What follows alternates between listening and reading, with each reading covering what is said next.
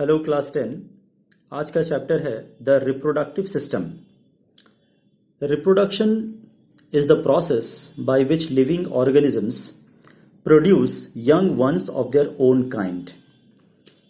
या फिर बुक के डेफिनेशन के अनुसार reproduction is the formation of new individuals by sexual और asexual means which can repeat the process in their own turn.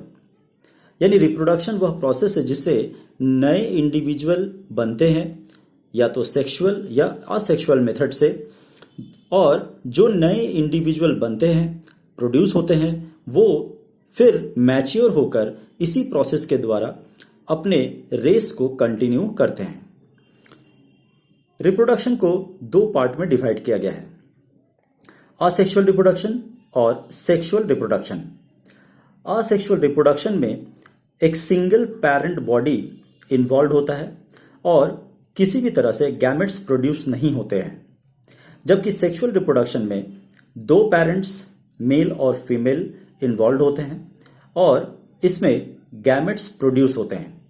Gametes का मतलब है सेक्स सेल्स, यानी मेल सेक्स सेल्स स्पर्म और फीमेल सेक्स सेल्स यानी ovum. इसका release होना sexual reproduction है। असेक्सुअल मेथड बहुत सारे हैं, जैसे फिशन, बडिंग, जो बैक्टीरिया, ईस्ट जैसे सिंपलर ऑर्गेनिजम्स में देखने को मिलता है। वहीं पर प्लांट्स के केस में एक different type of asexual reproduction show होता है जो वेजिटेटिव प्रोपागेशन कहलाता है।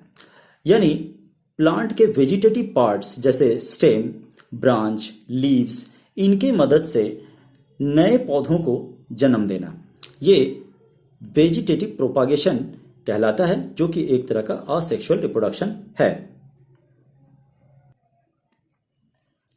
ह्यूमन बीइंग के केस में रिप्रोडक्टिव ऑर्गन्स को दो पार्ट में डिवाइड किया गया है, एक प्राइमरी रिप्रोडक्टिव पार्ट और दूसरा accessory reproductive part.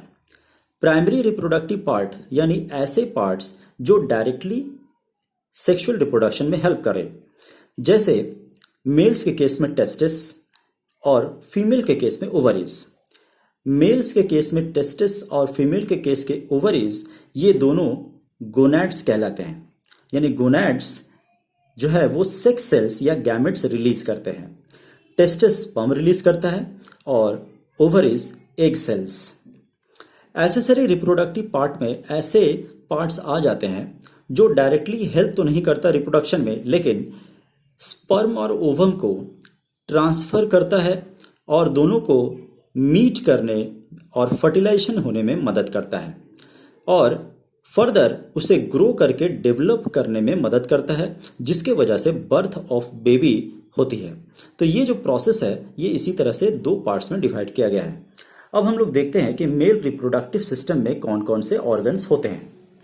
Male reproductive system में आपका वन पेयर ऑफ टेस्टिस होता है जो स्पर्म्स रिलीज करते हैं। वास डेफरेंस या स्पर्म डक्ट कहलाता है, एक ट्यूब लाइक स्ट्रक्चर जो टेस्टिस से स्पर्म को कैरी करता है। एसेसरी ग्लैंड्स हैं जैसे seminal vesicle, prostate gland, bulbo urethral glands. ये अपने अपने सेक्रीशंस के द्वारा मेल रिप्रोडक्टिव सिस्टम में स्पर्म को मोटाइल और फर्दर लुब्रिकेशन में हेल्प करते हैं। पेनिस जो स्पर्म को फीमेल ऑर्गन में ट्रांसफर करने में मदद करता है और यूरेथ्रा पेनिस में पाया जाने वाला वो ओपनिंग है जिसके थ्रू से स्पर्म डक्ट से वो फीमेल पार्ट में वो उसे ट्रांसफर करता है। तो इस तरह से मेल रिप्रोडक्टिव ऑर्गन इतने सारे होते हैं।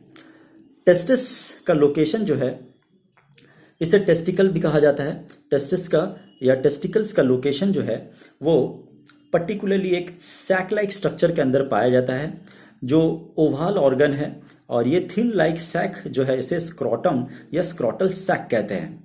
एम्ब्रॉयनिक स्टेज में टेस्टिस एब्डोमेन के अंदर ही पाया जाता है, जो ठीक जन्म के पहले वो नीचे की तरफ डिसेंड करते हैं।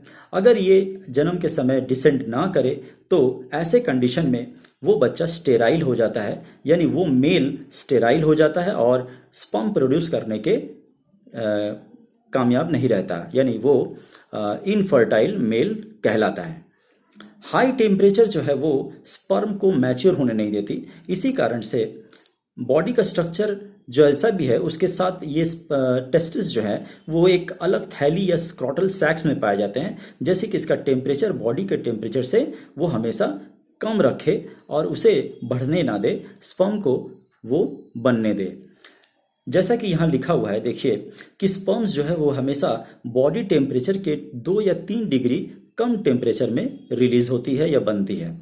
ज़्यादा टेम्परेचर होने से ये स्क्रॉटम जो है ये हैंग डाउन हो जाती है, और अगर कोल्ड कंडीशंस आए तो ये सिकुड़ कर बॉडी हीट को टेस्टिस तक पहुंचाने में मदद करती है, जिसके वजह से उसे एक ऑप्टिमम टेम्परेचर मिल पाए स्पर्म रिलीज करने के लिए। टेस्टिस का स्ट्रक्चर कैसा है? टेस्टिस का स्ट्रक्चर आप देखिए, टेस्टिस का स्ट्रक्चर जो है वो इस तरह का है, जहां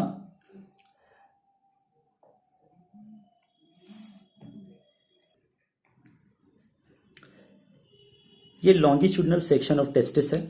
यहाँ देखिए, इस टेस्टिस में अलग अलग यहाँ पर आपको लोब्यूल्स या सेगमेंट्स देखने को मिलेंगे।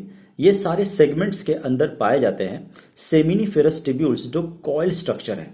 ये कॉइल स्ट्रक्चर सेमिनिफेरस टिब्यूल्स जो है ये स्पर्म को प्रोड्यूस करती है, और स्पर्म के प्रोडक्शन को स्पर्मेटोजेनेसिस कहा जाता है। तो ये सारे जो सेमिनिफेरस टिब्यूल्स है जो स्पर्म रिलीज करते हैं, ये अल्टीमेटली लाकर इसे इफरेंट डक्ट, ये जो आप यहाँ स्ट्रक्चर देख रहे हैं इफरेंट डक्ट कहलाता है। इस इफरेंट डक्ट से ये इसे further highly coiled tube like structure epididymis को दे देते हैं। तो स्पर्म रिलीज होता है सेमिनिफेरस टिब्यूल्स में, और ये इफरेंट डक्ट के मदद से एपिडिडाइमिस में पहुंच जाता है। यहाँ पर एपिडिडाइमिस में वो कुछ दिन तक यहाँ पर मैच्योर होने में लगता है, तब तक वो रहता है। जब ये मैच्योर हो जाता है तो ये फर्दर इस तरह से वास डिफरेंस या स्पर्म डक्ट के मदद से ये फर्दर यूरेथ्रा तक पहुंचता है। इस तरह से स्पर्म जो रिलीज होती है वो यूरेथ्रा तक पहुंच जाती है, और यूरेथ्रा से वो फिर इजैकुलेट होकर वो फीमेल रिप्रोडक्टिव ऑर्गन तक पहुंचता है। सेमिनिफेरस टिब्यूल्स के पास कुछ सेल्स पाए जाते हैं, जिसे हम इंटरस्टिशियल सेल्स कहते हैं, या लेडिक सेल्स भी कहा जाता है।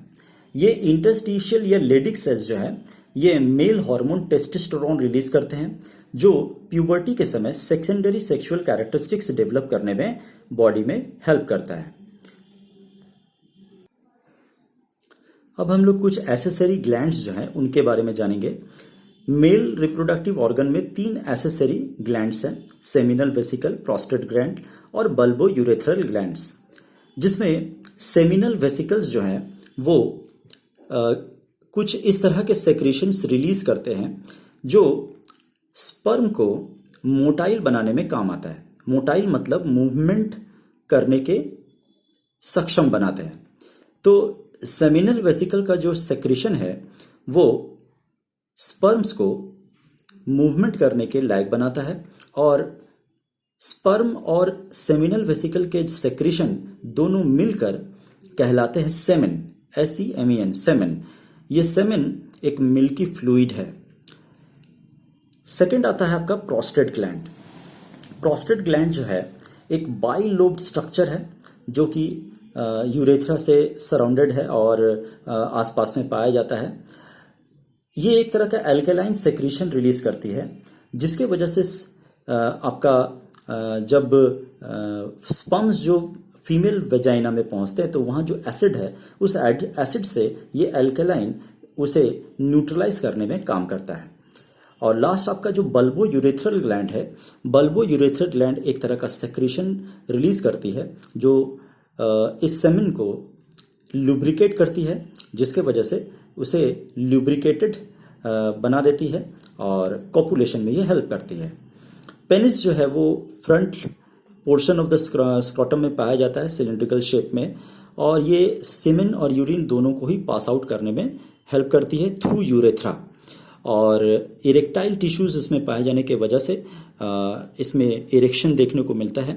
At the time of sexual stimulation blood जो है वो फ्लो करती है पेनिस के अंदर, जिसके वजह से उसके अंदर जो वैस्कुलर स्पेसेस या साइनोसिस होते हैं वो हार्ड हो जाते हैं और वो इरेक्ट हो जाता है, और पर्टिकुलरली जो वेन्स होते हैं वो कंप्रेस हो जाते हैं, जिससे ब्लड जो है वो ड्रेन आउट नहीं हो पाता।